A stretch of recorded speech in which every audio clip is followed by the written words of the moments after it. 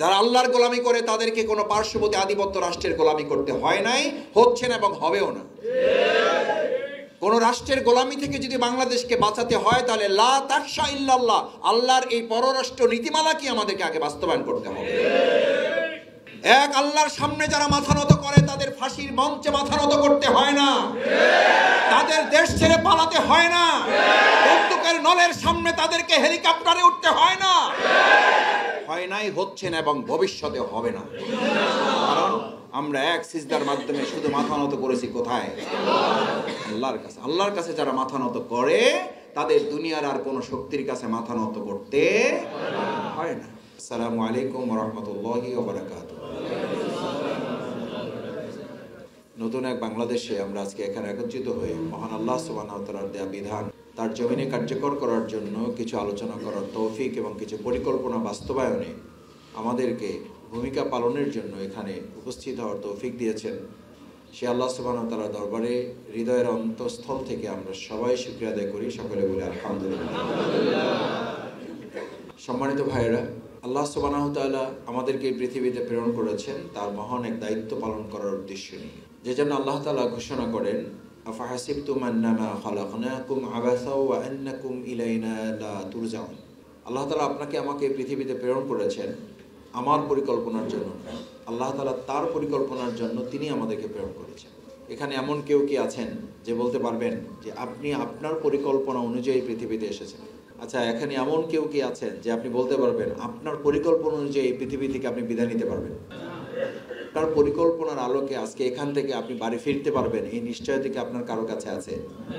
আচ্ছা, যদি আপনার পরিকল্পনা অনুযায়ী আপনি এসে না থাকেন, আপনার পরিকল্পনা অনুযায়ী যদি যাওয়ার সুযোগ আপনার না থাকে, আপনার পরিকল্পনার আলোকে যদি আজকে এখান থেকে আপনি বাড়ি ফিরতে পারবেন এই গ্যারান্টি যদি আপনার না থাকে, তাহলে আমাদের জীবনের জন্য আল্লাহর পরিকল্পনাটা গুরুত্বপূর্ণ নাকি আমার পরিকল্পনাটা গুরুত্বপূর্ণ?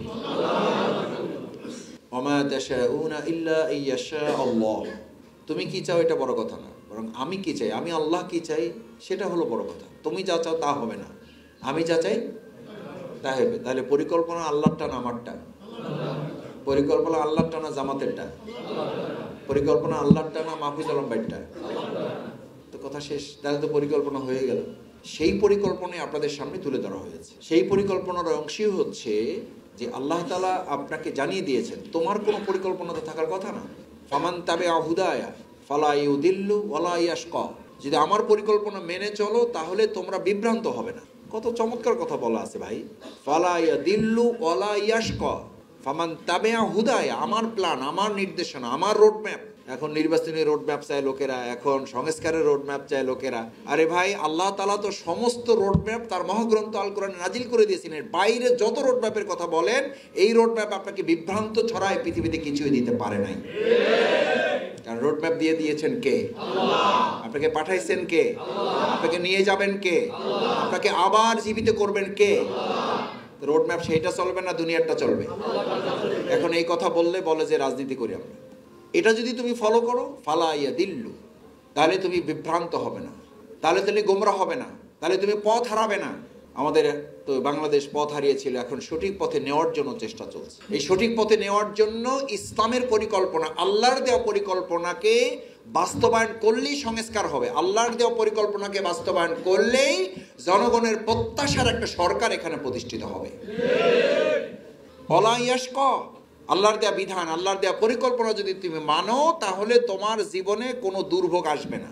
সুবহানাল্লাহ। কার পরিকল্পনা মানতে হবে? আল্লাহর পরিকল্পনা। সেই আল্লাহর পরিকল্পনা কি? আল্লাহ তাআলা তো তার পরিকল্পনা দিয়েছেন। সেই পরিকল্পনার প্রথম ধাপটা কি? আল্লাহ তাআলা প্রথম ধাপটা আপনাদের সামনে, আমাদের সামনে উল্লেখ করেন, ওমা খালাকাতুল জিন্না ওয়াল ইনসা ইল্লা লিয়াবুদুন। আমি তোমাদেরকে পাঠাচ্ছি, আমার মূল পরিকল্পনা হলো তোমরা আমার গোলামি করবা। যারা আল্লাহর গোলামি করে তাদেরকে কোনো পার্শ্ববর্তী আধিপত্য রাষ্ট্রের গোলামি করতে হয় নাই, হচ্ছে না এবং হবেও না।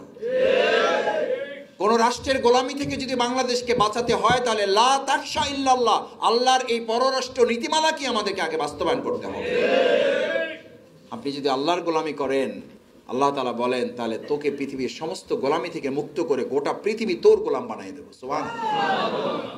আল্লামা ইকবাল কত চমৎকার করে বলেছেন, তোমাকে এক সিজদা দিয়ে আমি গোটা পৃথিবীর সমস্ত সিজদা থেকে মুক্ত করে দিয়েছি। যদি এক সিজদার মালিক আমাদেরকে আল্লাহ না করতেন তাহলে ঘাটে ঘাটে পথে পথে পিঁপড়ার শক্তির কাছেও আমাকে সিজদা দিতে হতো, দেয় না?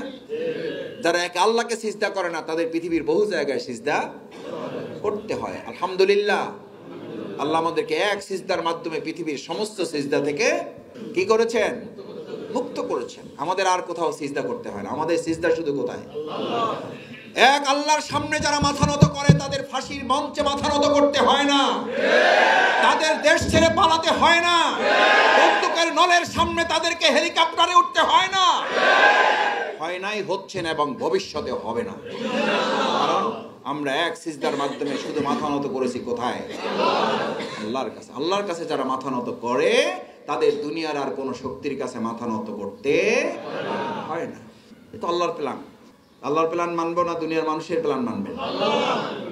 আল্লাহ তাআলা সব নীতি দিয়ে দিয়েছেন, সমস্ত কিছু খুলে খুলে বর্ণনা করে দিয়েছেন। আমা খালাকাতুল জিন্না ওয়াল ইনসা ইল্লা লিয়াবুদুন। আপনার দায়িত্ব হচ্ছে আপনি আল্লাহর গোলামি করবেন।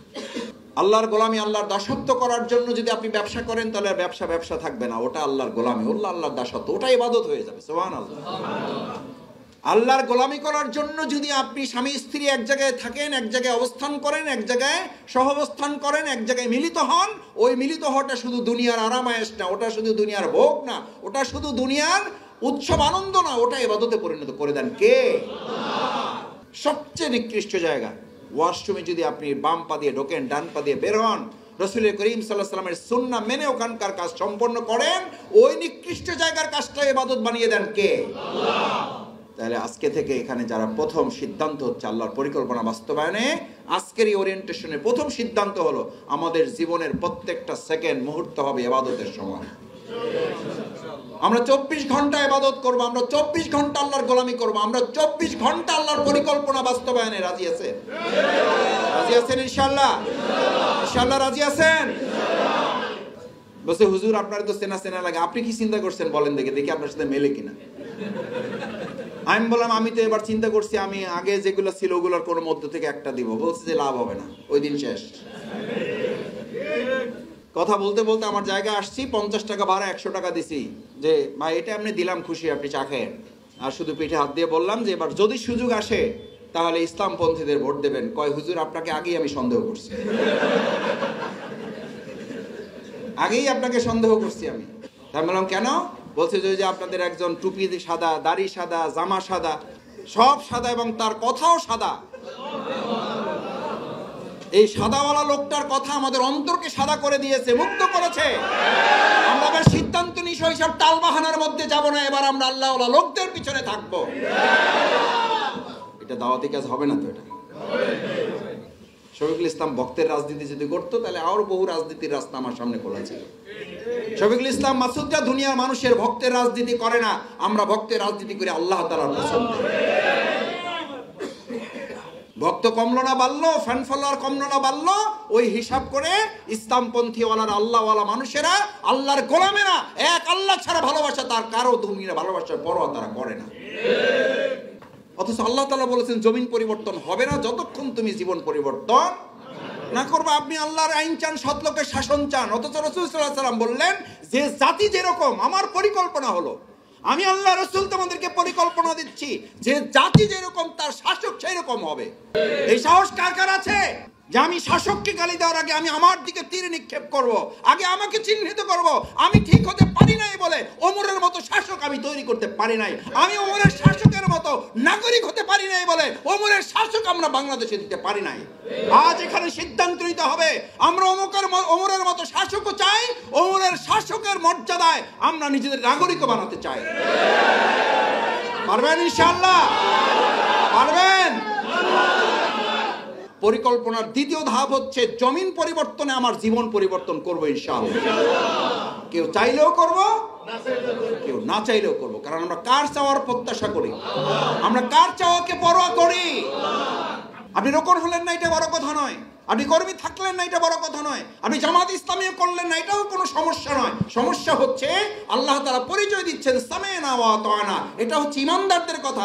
সামি'না ওয়া আসাইনা, শুনলাম মানলাম না, এটা হলো কাফেরদের কথা। আজ এখানে বলেন আলোচনা শুনবো আর মানবো না, আমরা কাফেরের তালিকায় যাওয়ার জন্য এসেছি নাকি সামি'না ওয়া আতা'না, শুনবো এবং মানবো, ঈমান বৃদ্ধি করার জন্য এসেছি? কি করার জন্য এসেছি? ঈমান হারাবার জন্য না ঈমান বৃদ্ধি করার জন্য? তাহলে সামি'না ওয়া আসাইনা না সামি'না ওয়া আতা'না? আবার বলেন,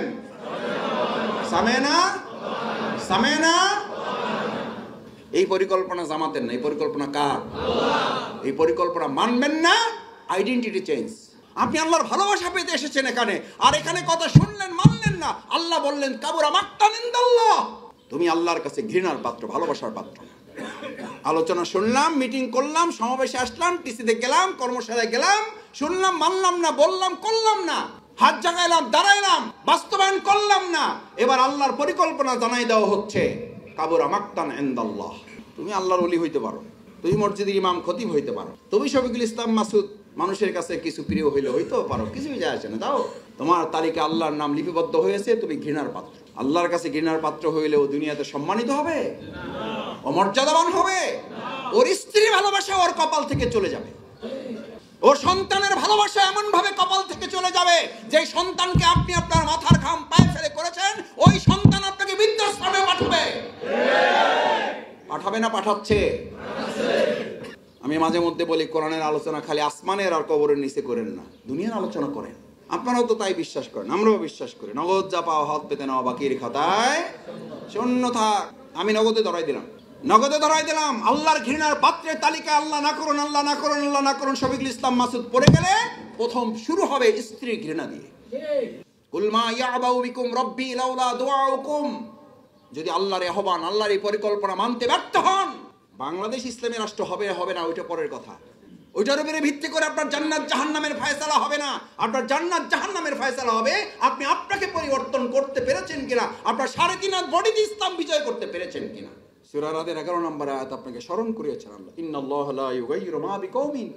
এই জাতির পরিবর্তন হবে না যতক্ষণ পর্যন্ত তোমার জীবনের পরিবর্তন না হবে। তাহলে এই পরিকল্পনাকে আমরা নিতে পারলাম ইনশাআল্লাহ।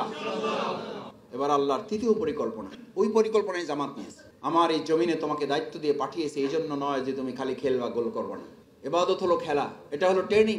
আর লিউযহিরাহু আলাদ দ্বীনি কুল্লি, সমস্ত মতবাদের উপর ইসলামকে বিজয়ী দেওয়া হলো গোল করা। এটা হলো গোল পোস্ট, টার্গেট ঠিক করে দেওয়া হয়েছে। কারণ খেলার জন্য, ইবাদতের জন্য। সমস্ত মাখলুক, ফেরেশতারা, মানুষ বাদে বাকিরা আছে না নাই? পশু পাখির দায়িত্ব কি দিন বিজয় করা? হাঁস মুরগি গরু ছাগলের, সিংহ রয়্যাল বেঙ্গল টাইগারের দায়িত্ব কি দিন বিজয় করা? ওদের শক্তি আমাদের চেয়ে কম না বেশি? বেশি। ওকে দায়িত্ব দেওয়া হলো না কেন? কারণ ও তো খলিফা না, ও তো ইন্নী জাইলুন ফিল আরদে খলিফা, ওকে তো আল্লাহ প্রতিনিধি করে পাঠায়নি। কিন্তু আপনাকে তো আল্লাহ মর্যাদা দিয়েছেন, ওয়ালাকাদ কাররামনা বানি আদম। কারিম শব্দের সাথে আপনাকে সংযুক্ত করে দেওয়া হয়েছে। এই মর্যাদা যার যত বেশি, তার দায়িত্ব তত কম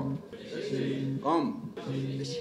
তাহলে সেই দায়িত্ব পালনেই তো আপনাকে সিদ্ধান্ত নিতে হবে। তাহলে তৃতীয় আল্লাহর পরিকল্পনা হলো, শুধু আপনি পরিবর্তিত হলে হবে না, আপনাকে দায়িত্বই দেওয়া হয়েছে আপনার জীবনে ইসলাম প্রতিষ্ঠিত করার পর এবার আপনি সিদ্ধান্ত নেবেন আপনার জমিনে ইসলামকে বিজয়ী করার। দেখি ইনশাআল্লাহ পারবেন? ইনশাআল্লাহ। হাজারীবাগ উত্তর হবে ঢাকা মহানগরীর মডেল থানা ইনশাআল্লাহ। এবার চতুর্থ পরিকল্পনা বলে শেষ করি। চতুর্থ পরিকল্পনা কি?